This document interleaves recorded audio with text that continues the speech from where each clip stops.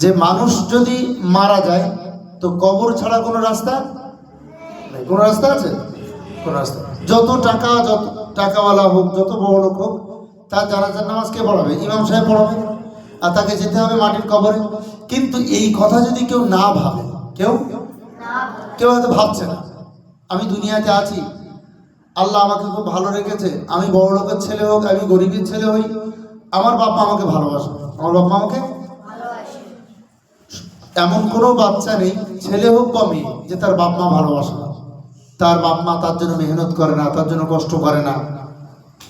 যত ধরনের কষ্ট আছে বাপ মারা কিন্তু আমাদের জন্য করে, গরিব হই আর বড় লোক, গরিব হই আর বড় লোক হই। কিন্তু আমি যদি এটা না ভাবি, আমার বাপ মার মেহনত আমার পিছনে আছে, আমার বাপ মার কষ্ট আমার পিছনে আছে, সে চাচ্ছে আমি ভালো হই, সে চাচ্ছে আমি ভালো হই। সে যদি ভালো না চাইবে আমাকে দুনিয়াতে কেন পড়তে পাঠাবে? আমার ভালো চাইবে বলে তো আমাকে পাঠায়। সে যদি আমার ভালো না চাইবে আমাকে স্কুলে কেন পড়াচ্ছে?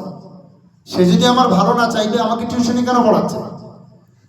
তো আমার ভালোর জন্য আমার বাপ মা স্কুলে, টিউশনিতে, দুনিয়াতে, খাবার, পোশাক, সর্ব জায়গায় এত খরচ করছে কেন? যাতে আমি একজন ভালো মানুষ হই। আমি একজন কি হই? আমি একজন কি হই? সবাই বল, আমি একজন কি হই? তো আমাকে শুধু একজন ভালো মানুষ বানানোর জন্য আমার বাপ মার জীবনের আরামটা হারাম হয়ে যায়। আরামটা কি হয়? হারাম হয়ে যায় আমার জন্য। এটা সবাই বলো, আমার জন্য। সবাই বলো, আমার জন্য আমার বাপ মার আরামটা হারাম হয়। আমার জন্য বাপ মার আরাম হারাম হয়ে যায়। তো আমি যে আমার বাপ মার আরামটাকে হারাম করলাম, তো তার জন্য আমার নিজেকে তৈরি হতে হবে না? নিজেকে তৈরি হবে। আমি যদি একজন ভালো বিজনেসম্যান হই, তো ভালো মুসলমান, ভালো নামাজি বিজনেসম্যান হব। নামাজি, আমি ভালো শিক্ষিত হলাম, ভালো চাকরি করলাম, সরকারি ব্যাংকে করি, স্কুলে করি, পুলিশিতে করি, বা অন্যান্য ডিপার্টমেন্টে আমি যদি চাকরি করি, তো আমি চাকরিম্যান যেমন হব, তো তার আগে আমাকে চিন্তা ভাবনা করতে হবে আমি একজন ভালো মানুষ হব। কি হব? ভালো মানুষ হলেই সবার জন্য ভালোর ফিকির করা যাবে, ভালো চিন্তা ভাবনা করা যাবে। আর আমি যদি খারাপ হই, তো কারোর জন্য ভালো ভাবতে পারবো না। তবে মানুষকে জানতে হবে, আমরা যত ভালো হব তার কবর তত ভালো হবে, তার কবর তত। দুনিয়াতে যে যত ভালো হবে তার কবর কি হবে? ভালো হবে। কারণ কবরে যাবে না এমন কেউ আছে?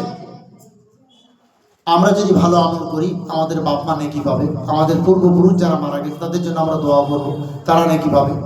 আমরা সূরা ইখলাস 3 বার পড়ে তাদের জন্য দোয়া করলাম, কোরআন পড়ে দোয়া করলাম। তো আমাদের এই ভালোগুলোর কারণে আমার পরিবারের মানুষরা যাতে দুনিয়াতেও ভালো থাকে, আখেরাতেও, তাদের জন্য দোয়া করতে হবে। তাদের জন্য কি করতে হবে? দোয়া করতে হবে। এই জন্য আমরা আমাদের বাপ মাদের কষ্টটাকে নষ্ট করবো না। বাপ মাদের কষ্ট কি করবো না? নষ্ট করবো না। এই জন্য এখানে যতক্ষণ আমরা পড়বো, মাখারাজের সাথে হুজুররা যেভাবে পড়তে বলবে সেভাবে আমরা পড়বো ইনশাআল্লাহ। আর নিজেরা না বদমাইশি করবো, না অন্যকে ডিস্টার্ব করবো। এটা আমরা বিশেষ করে খেয়াল রাখবো। আর দ্বিতীয়ত কথা এটা খেয়াল রাখবে, আমরা যতদিন এখানে পড়তে এসেছি, 2 বছর পড়ি, 3 বছর পড়ি, 4 বছর পড়ি, যে যতটা আমরা শিখবো, যতদিন দুনিয়ায় বেঁচে থাকবো, কবরের কথা মনে করে। কিসের কথা? যেতেই হবে, কেউ তো থাকবে না দুনিয়াতে, যেতেই হবে মনে করে সেই জিনিসগুলোকে আমল করবো। সেই জিনিস কি করবো? আমল করবো, অপরকে শেখাবো, অপরকে। এরপরে আমরা